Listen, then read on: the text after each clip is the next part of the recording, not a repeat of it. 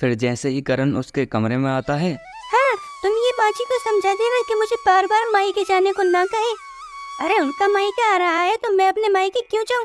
मैंने तो अपनी मम्मी को पहले ही कह दिया था कि मैं फिर वापस नहीं आऊंगी, और अगर अब मुझसे माजी ने दोबारा कहा ना तो मैं पुलिस में कंप्लेंट करवा दूंगी, फिर बैठ के मुझे जेल में चक्की पीसना। पति बेचारा जो ये कहने के लिए आता है कि कुछ दिनों के लिए तो मुझे अकेली छोड़ जा, अपने घर चली जा, बेचारा ये बात सुनकर बिल्कुल चुप हो जाता है। अच्छा जी, तुम भी तो कह रहे थे कुछ, फोन पर मुझसे कह रहे थे कि मुझे कुछ जरूरी बात करनी है, क्या बात थी बताओ ना।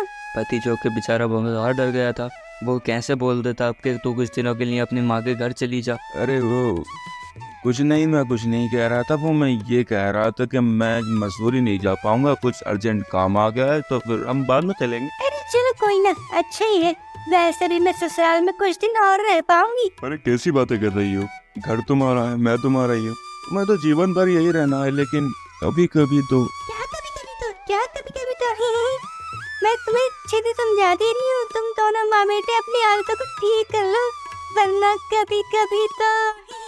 तभी करण की माँ भी वहीं आ जाती है। अरे बेटा, मैं साफ साफ कह रही हूँ, मेरे मायके वालों के बीच तेरी बीवी का कोई तमाशा नहीं चलेगा, वरना देख लेना।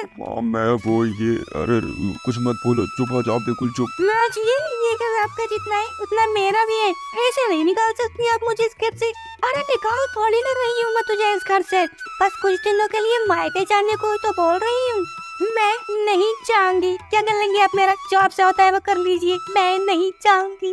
अरे नहीं जाना है तो मत जा, मगर इस घर को अखाड़ा मत कर, और समझाए दे रही हूँ 2 दिन तक किचन में कोई काम मत करना, जो ऊपर का काम हो सिर्फ वो ही करना। तुझे पता है ना मेरे मायके वाले कितने परफेक्ट है सारे के सारे। अरे माँ, आप तो अंजलि को जानती हैं ना, ऐसा नहीं हो पाएगा, आप 1 मिनट इधर आइए ना। हाँ, कोने में जाओ या कुएं में, मुझे कोई फर्क नहीं पड़ता।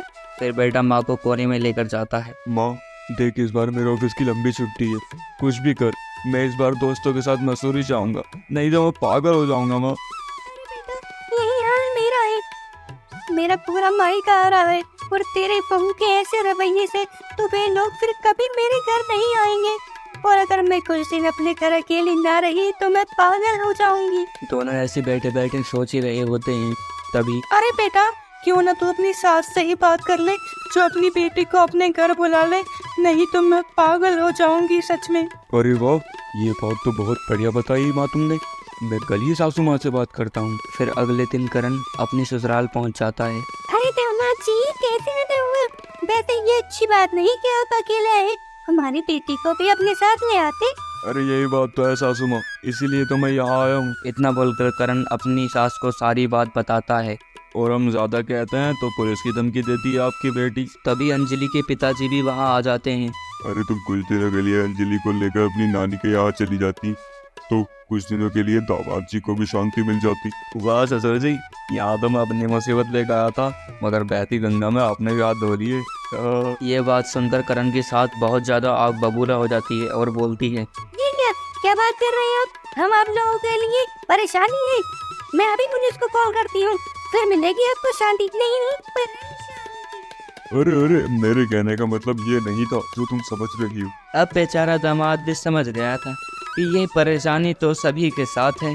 अब चाहे बहू मायके आए या ना आए, लेकिन उसको कभी मायके नहीं आना चाहिए, वरना तो बुरी हालत होगी। So guys, full video watch करने के लिए आप सबका दिल से शुक्रिया।